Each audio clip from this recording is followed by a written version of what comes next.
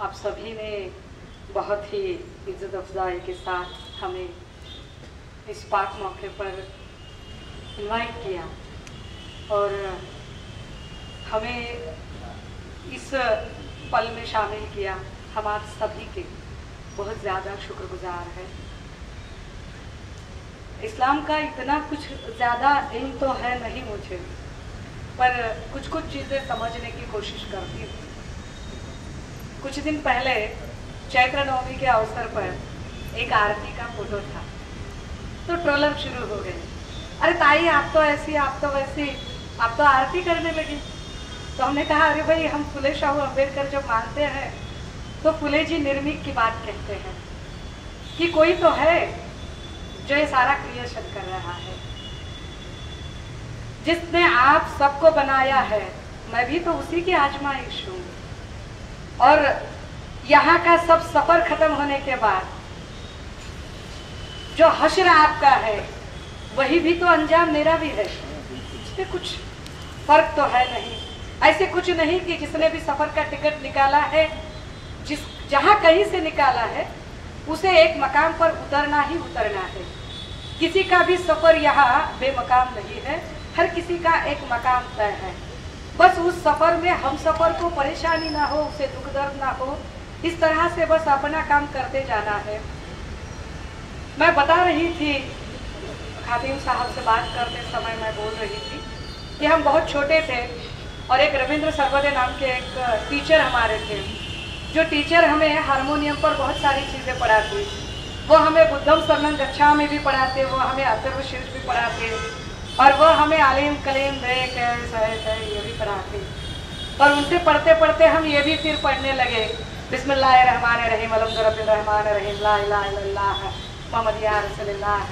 उसके आयातें, कुछ कुछ जुमले, कुछ कुछ चीज़ें समझने की कोशिश करने लगे। इरादा यह था, सिर्फ मकसद यह था कि क्या कोई मजहब ऐसा है जो अलग बात करता है।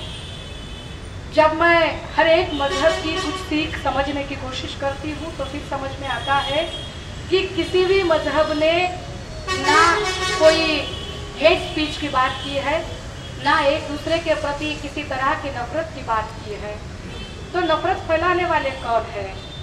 तो जो वो कोई क्रिएटर है, जो वो कोई निर्मिक है, जिसकी हम आजमाइश है, उसके और हमारे बीच जो है ना मीडिएटर, उन मीडिएटर ने जो गलत फलसफे रखे हुए हैं, उन गलत फलसफों की वजह से बहुत बार हमने बहुत सारी ऐसी चीज़ें जिसकी वजह से कुछ मिसअंडरस्टैंडिंग तैयार हो जाती है और फिर हम अलग अलग रंगों में बढ़ जाते हैं। मैं बार बार सोचते रहती हूँ, जैसे कि हिंदुओं में कहा जाता है कि पंच महाभूतानि देहो बंतो आणि पंच महाभूतातच विलीन होतो। तो पंच महाभूत क्या होते हैं? तो हमने पंच महाभूत होते हैं, अग्नि है, वायु है, आकाश है, जल है, मिट्टी है, और इससे इंसान की हस्ती बनती है और फिर उसी में वह फिर एक बार समा जाती है। अब उस जिस पंच महाभूत की वजह से हस्ती बनती है, उसमें का अगर एक एक हिस्सा हम लेंगे ना, एक एक महाभूत का लेंगे, कि जैसे जानिए कि पानी है, जल है, समंदर है, तो उसका तो रंग, या आकाश है, उसका रंग तो नीला है। लेकिन समंदर या आकाश ऐसे कभी नहीं कहता कि भाई मैं सिर्फ पौधों के लिए बना हूँ, तो सिर्फ पौध ही मेरे छत्र छाया थले आए, बाकी किधर भी जाए। ऐसे तो कभी नहीं होता। अभी तो खैर गर्मी के दिन चल रहे, फिर बारिश के दिन आएंगे तो सारी धरती हरी भरी हो जाएगी। लेकिन धरती ऐसे कभी नहीं कहेगी कि मेरा रंग अब हरा हो चुका है तो सिर्फ मुसलमान भाई ही यहाँ पर रहे, बाकी कहाँ जाना है मुंह काला करके निकल जाए, तो ऐसे वो कभी नहीं कहेगी। अग्नि है, तपन है, सूरज है, तो सूरज कभी ऐसे नहीं कहेगा कि भाई मेरा रंग तो भगवा है तो मैं सिर्फ हिंदुओं के लिए उगूंगा या हिंदुओं के लिए मैं डूबूंगा। वो तो सबके लिए उगेगा और सबके लिए डूबेगा। मतलब यह है कि अगर बनाने वाले ने कोई फर्क नहीं किया है, तो आप और मैं कौन होते हैं जो फर्क करने वाले हैं।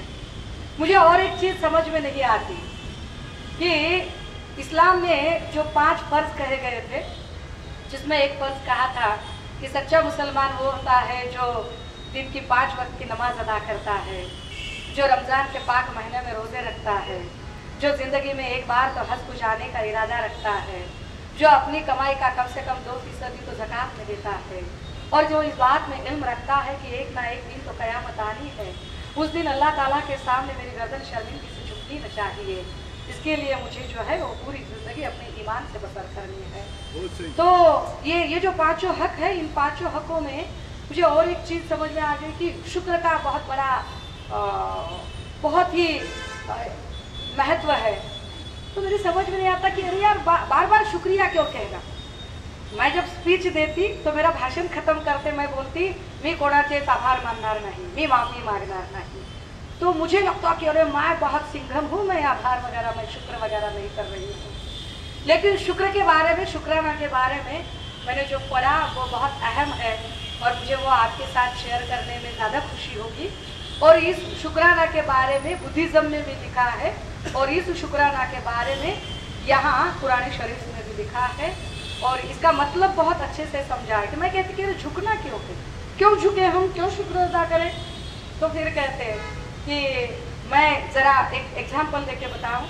हमारे मराठवाड़ा में ना किसी का अगर इंतकाल होता है तो उसे बिठाते हैं, आप में किसी का इंतकाल होता है तो उसे सुलाते हैं, हमें बिठाते हैं।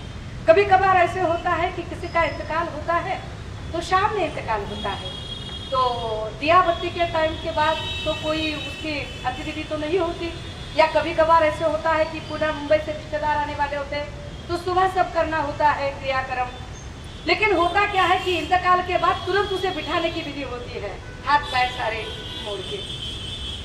अब ऐसे क्यों करते हैं? तो साइंस है उसके पीछे, और साइंस ये है कि अगर 15 मिनट के अंदर अंदर आपने हाथ पैर मरोड़ कर उसे नहीं बिठा दिया तो फिर एक अकड़न सी उसके शरीर में तैयार हो जाएगी, एक शक्ति सी आ जाएगी, स्ट्रेटनेस आ जाएगा और फिर उसके हाथ पैर नहीं मुड़ेंगे। तो इसका अर्थ बड़ा अच्छा है कि अकड़न, शक्ति, ऐठना, रूठना, मैं ही बड़ा हूँ, ये जो कहना है एक तरह से मुर्दों का यह गंधर्व है।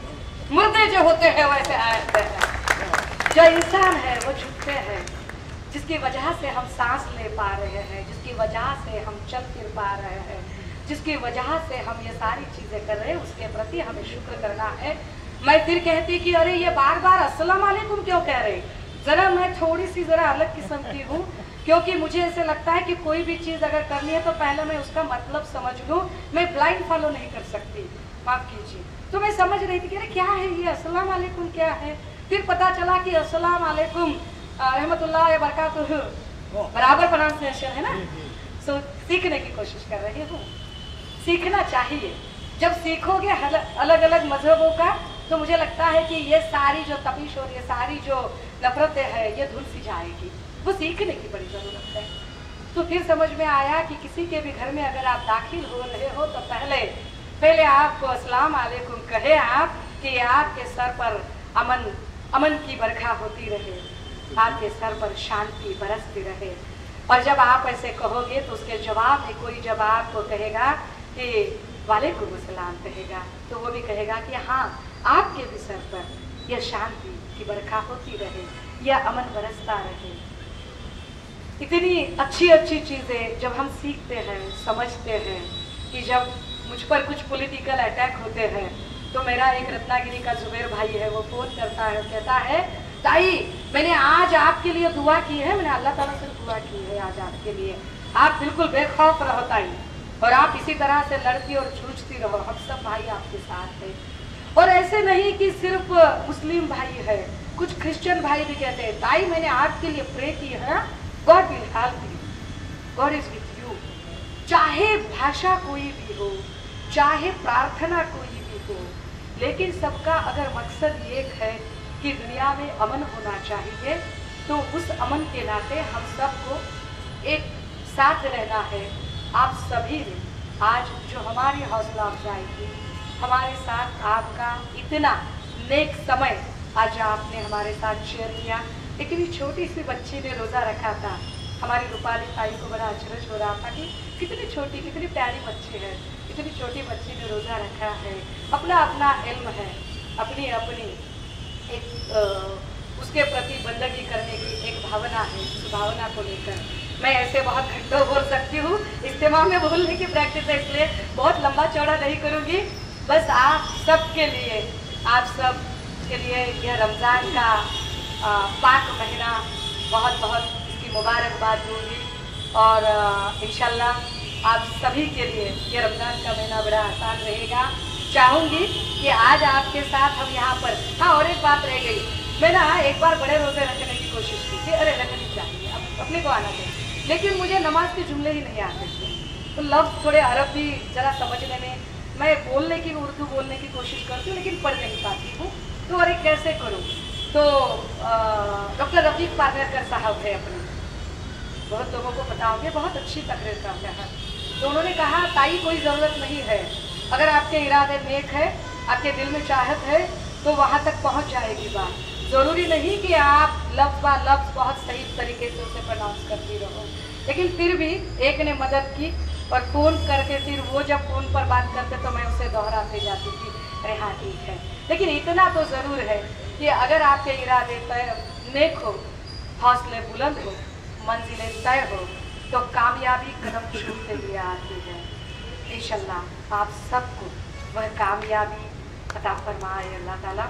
आप सभी के लिए फिर एक बार बहुत बहुत मुबारकबाद देते हुए और आपका शुक्रिया अदा करते हुए यहीं पर अपनी वाणी को विराम दूँगी।